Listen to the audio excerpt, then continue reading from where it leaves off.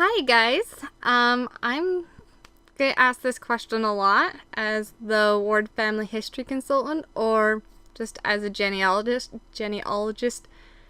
is how do I get started?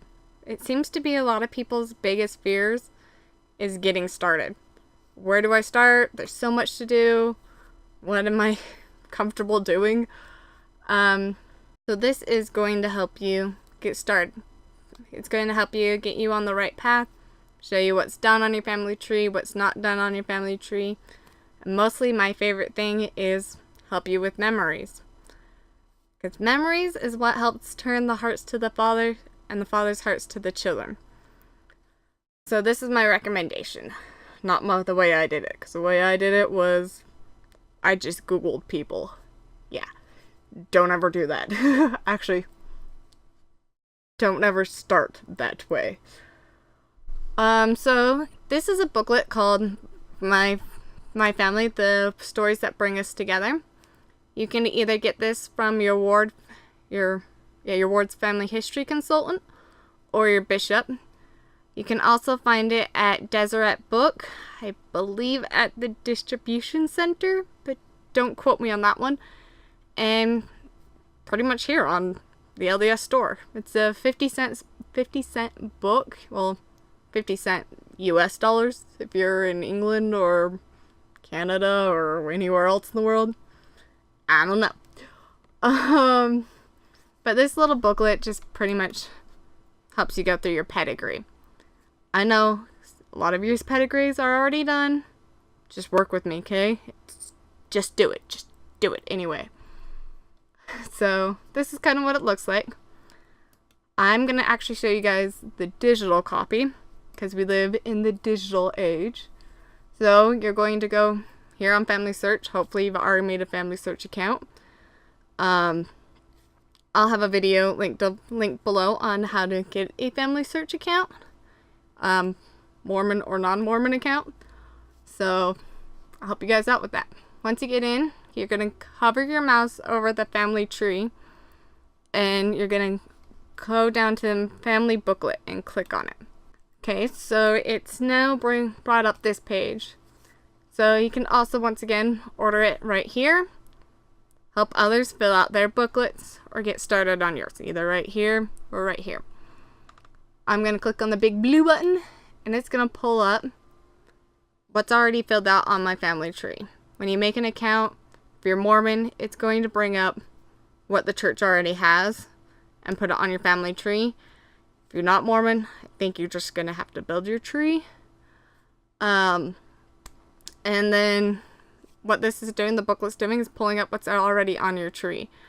So right now, it has all about me. I can add a photo about myself.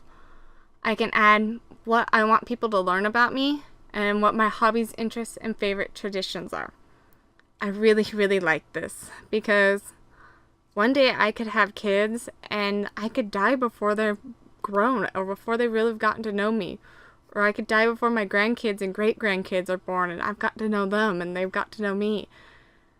And the only way they're going to be able to know who I am and have their hearts turn to me is by reading about me or watching videos about me.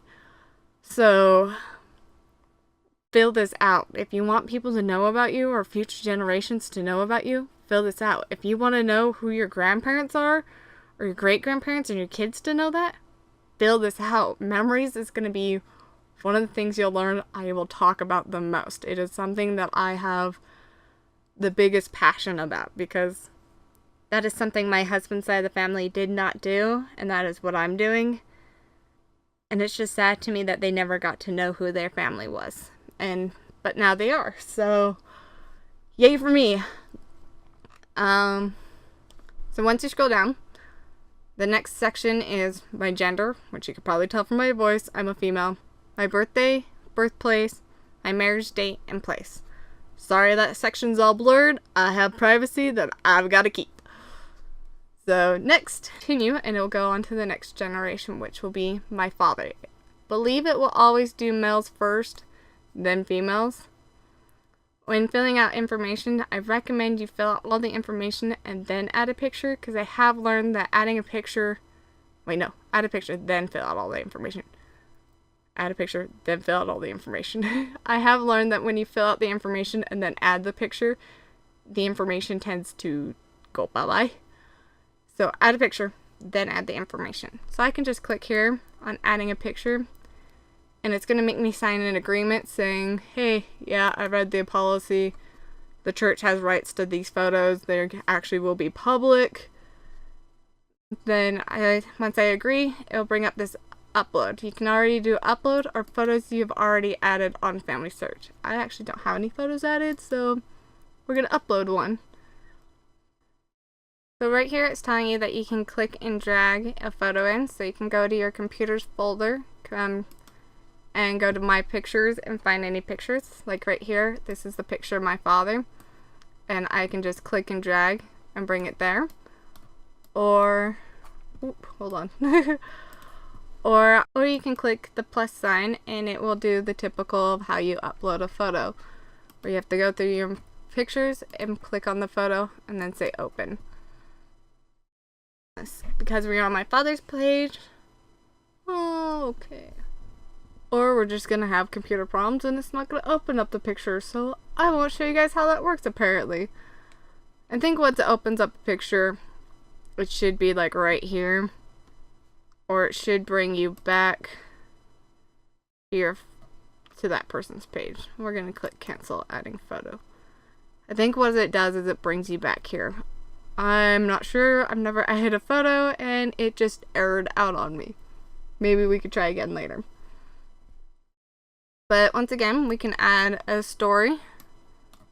We can add a story about my father, and it actually doesn't have my father's birth information filled out right now. Ooh, that sucks. I could fill that out right here, right now, but I won't, because I just need to show you guys this stuff. So we'll continue. It'll be my mother, and I can add that information in. Once again, why doesn't it have my mother's information in? I am failing as a genealogist.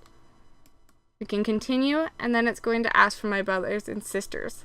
I can hurry and add that information in, and just go add a child, and it will be pretty much all this stuff. So I can type in my sister's name, which you guys won't see, and her last name, her maiden name. That's another thing I should tell you guys.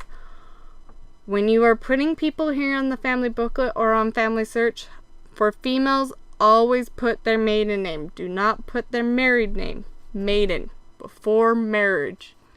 You can put her gender in and information about her. I actually know she's living, so we'll put living. And then continue. So now I'm in here and my sister's in here. I don't have any other siblings, so we'll go on to the next generation. The next generation is my grandfather, and it says right here, my father's father. So this is my grandfather, the father of my father. We can add a photo of him, add the same memories, pretty much all the same thing, and it just keeps going through each generation till you hit the great grandparents. So grandfather on my mother's side, grandmother on my mother's side, my mother's siblings. So now we're hitting the great grandparents. It'll end at the great grandparents, but I'm guessing that's because they don't think you'll know memories of your great grandparents. Some of us may, some of us won't. I know my nieces get to.